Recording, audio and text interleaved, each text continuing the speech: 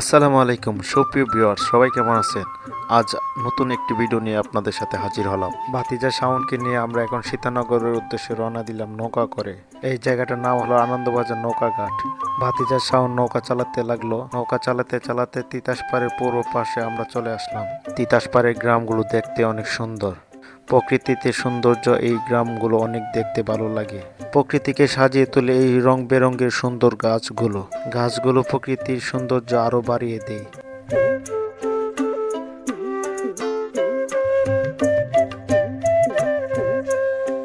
এই তিতাস বিলে এখন পানি নেই। পানির সময় এই তিতাস বিল সৌন্দর্য আরো বাড়িয়ে দেয়। পানি শুকিয়ে যাওয়ার পর এখানকার কৃষকরা এখন ধান রোপণ করবে। বিলের কিনারায় ধানের চারা রোপণের কাজ চলতেছে। ধানের চারা যখন বড় হয়ে যাবে তখন এই চারা দিয়ে পুরো বিল ধান লাগানোর কাজ শুরু হয়ে যাবে।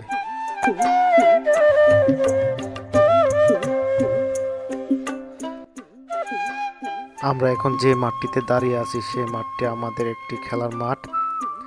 গত বছর আমরা যে ক্রিকেট খেলতাম এই মাঠে খেলতাম। বালুর পাইপলাইনের কারণে আমাদের মাঠটি ক্ষতিগ্রস্ত হয়ে গেছে। এখন আর সেই অবস্থা, খেলার অবস্থা নেই। আশেপাশে বিলের পুকুরগুলা বালু দিয়ে ভরাট করা হইতেছে। আমাদের সামনে যে পুকুরগুলো দেখতেছেন এগুলো মাছ চাষ করা হয়। প্রচুর পরিমাণে মাছ এখানে আছে। না জানি আবার কবে দেখব এই পুকুরগুলো বালু দিয়ে ভরাট করে ফেলছে। আপনাদেরকে একটা পান করি দেখায়। সে মাছ ধরে ধরে খায়। পুকুরের যত মাছ সে খায়। বিলের মধ্যে দুইটি বট গাছ আছে, সেখানে আমরা এখন যাব। বট গাছের দৃশ্যগুলো আপনাদেরকে দেখানোর চেষ্টা করব।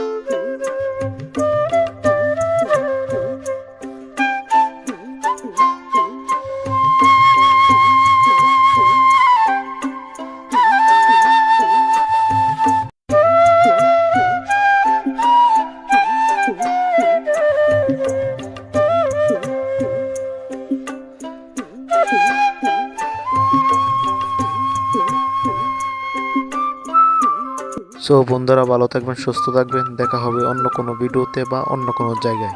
আল্লাহ হাফেজ।